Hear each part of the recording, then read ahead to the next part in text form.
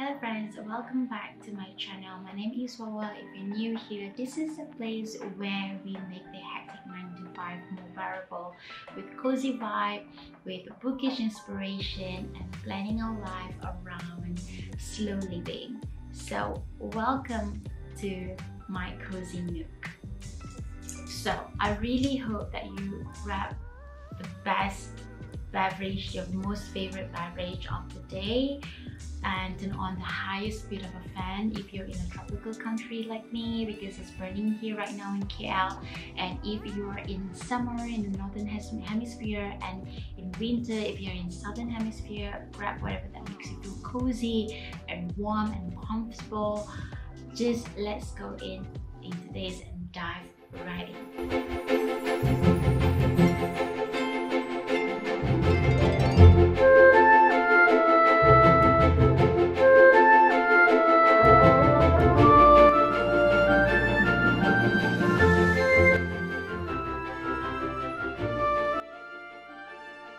As we enter into the month of July, let's take a moment to reflect on the first half of the year. Very exciting. We are officially halfway through the first half of 2023, and we are now ready to embark into the second half of the year. It's incredible how time flies, isn't it? Think back to the goal that you and I have set in December or early in January.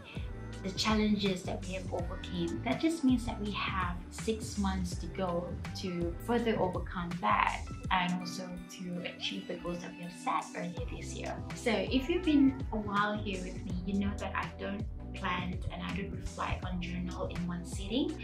I usually take few sittings just to reflect, to make a realization out of it, and then dream about the incoming and upcoming month.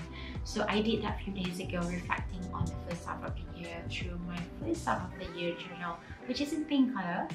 And then I also had a moment to actually think about the upcoming half of the year and dream about what's going to happen in the second half of the year of 2023. Hopefully that I can achieve all the goals that I've set in the early of this year. The first step that I do is to empty my mind. And then what I do during emptying my mind is that, like the last weekend, I spent a whole amount of time to actually just reflect on the things that has happened in the first half of the year from January to June. And I've gone through the first half of the year journal.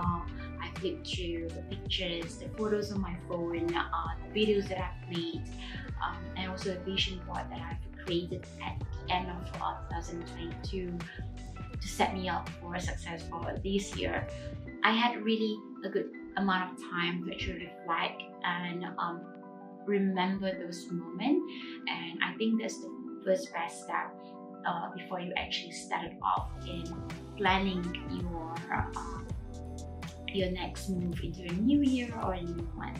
So as I was looking at the pictures and having fun flipping through pages of the first half of the year, I actually also prepare myself to bring up all of the goals that I set earlier of the year. Usually it is kept in my Notion dashboard, and I listed down all of the goals that I've wanted to achieve in January, and then I on a blank page on Notion. You can actually do this on Notion. You can do this on Miro or Mila Notes, whatever apps, or even a piece of paper.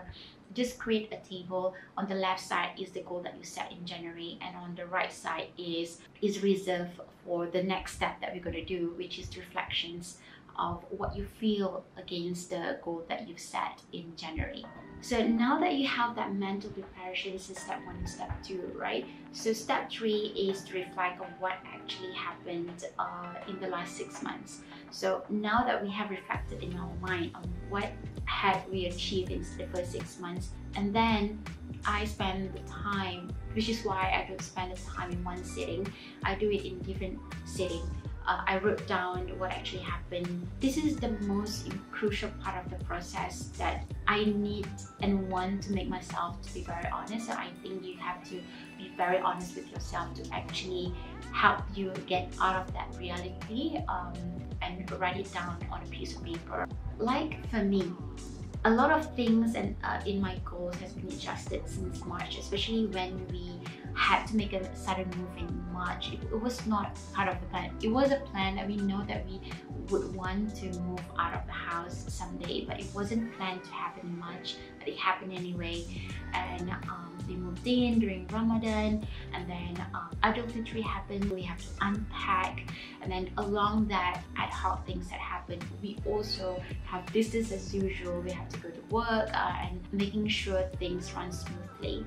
So a lot of things that happen during that journey takes a lot of time and also our energy, and therefore along that journey, all of my goals are being adjusted, and is just needed to be adjusted because it is not realistic anymore. Sometimes I do get stuck when I try to get this down out of my brain to a piece of paper. So what I do is I usually use these questions to help you do this exercise, like what actually happened, why I don't achieve some of those goals, what I did right to achieve them, what did not work for me. So this is not something that is going to be foreign if you actually do it on a weekly basis. You can also pause my video if you want, if you need some time to reflect. I know this is not easy process for you to do, but this is the most crucial part of the planning if you want to make sure that you assess it properly. So you can pause it, I can wait. So welcome back. If you pause it or if you want to do it later, that's fine. So number 4 in this step is dream big. So dreaming is a big of a deal to make sure that you could have the planning moving. So now that we reflected on the journey, we put on all the reality, we assess ourselves, it's time to actually look forward into what's next for the second half of the year. And here, together, you and I, with our new book, at least for me, I usually needed this much of pages for the first half and another half with the same size of the book, so that's why I have 2 journals in a year.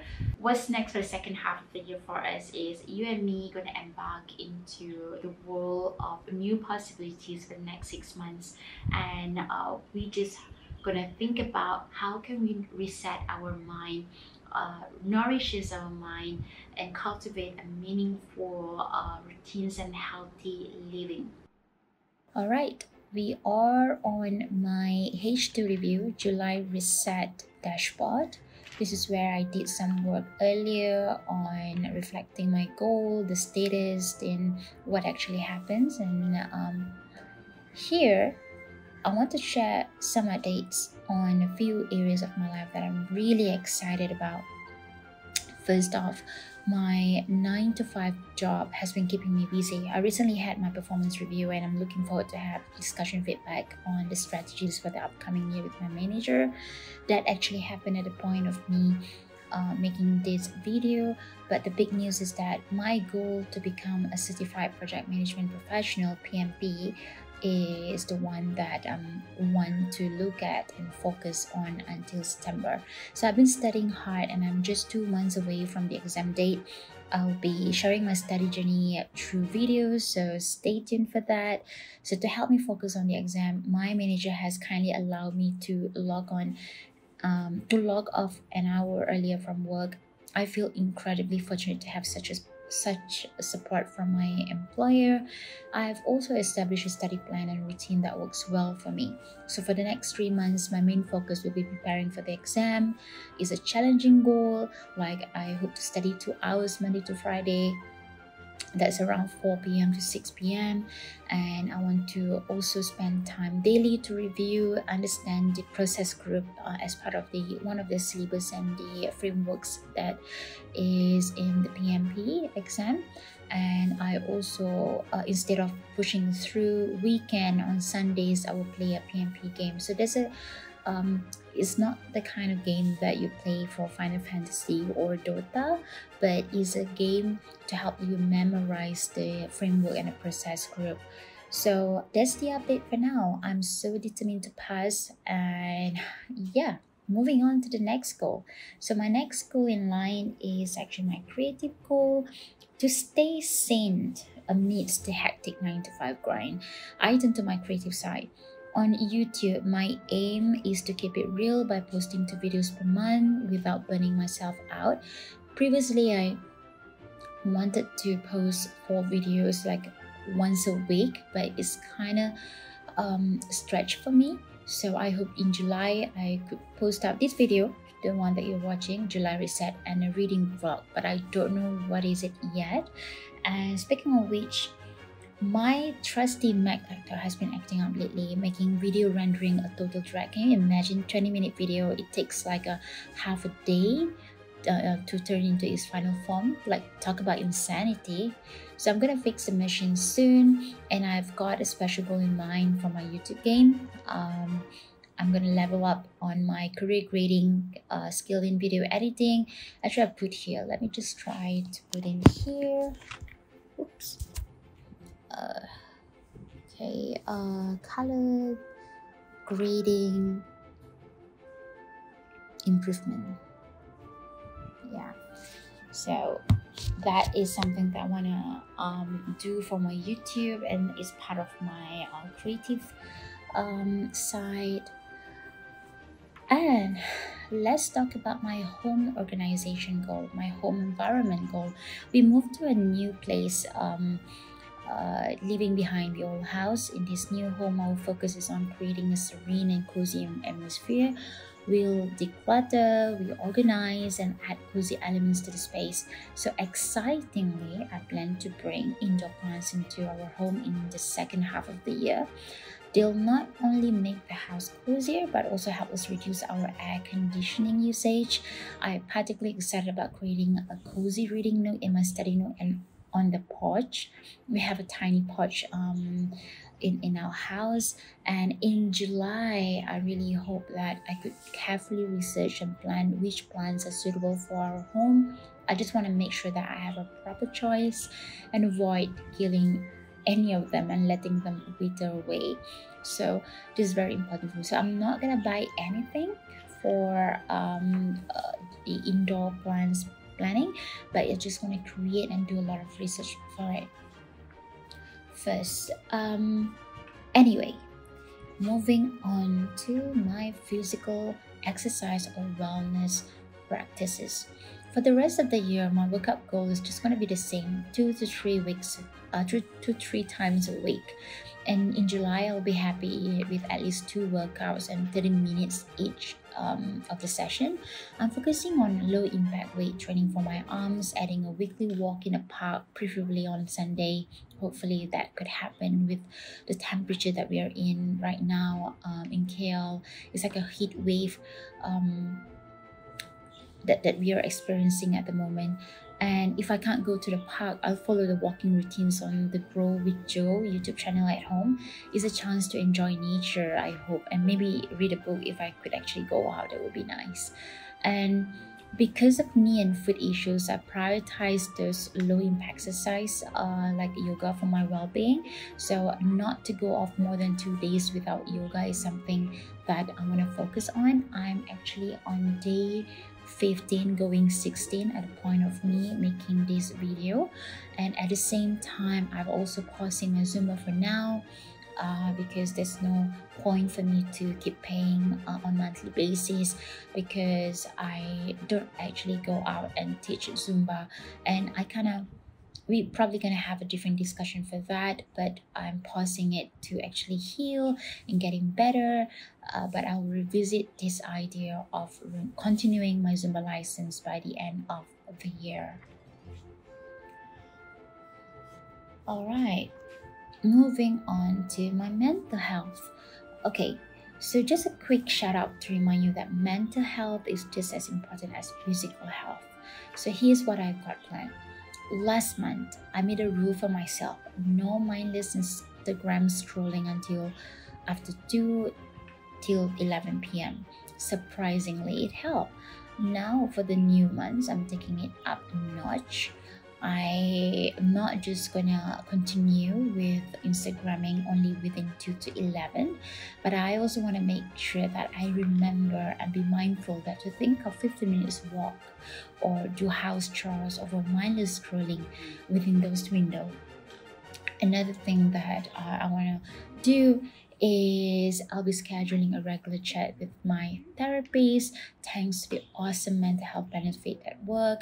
And here, my other goal that I wanted to do actually is to have a cozy coffee date once a month with myself, because I think solitude is very important and you shouldn't be afraid of being alone, because that's the best kind of self-love, by embracing those moments peacefully in being alone. So I'm confident it will work wonders with my mental health well-being. So cheers to that.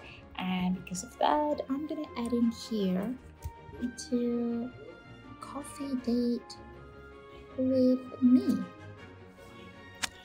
And yeah,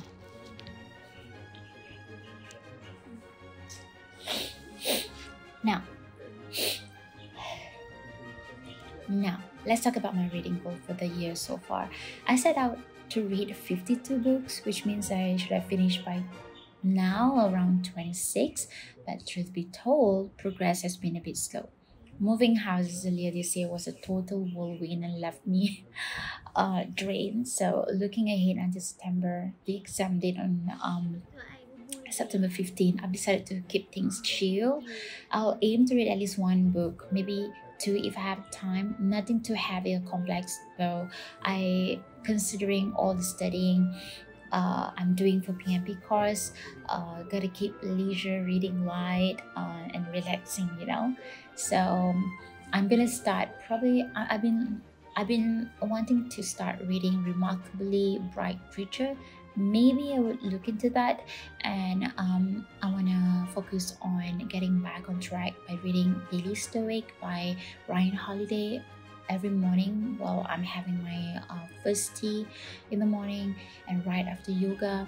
And then I want to make sure that I could actually finish American Gods. I'm just like 20 pages left in the book, and I don't know why I keep putting that off. It is a good book, but I kind of fall out of it.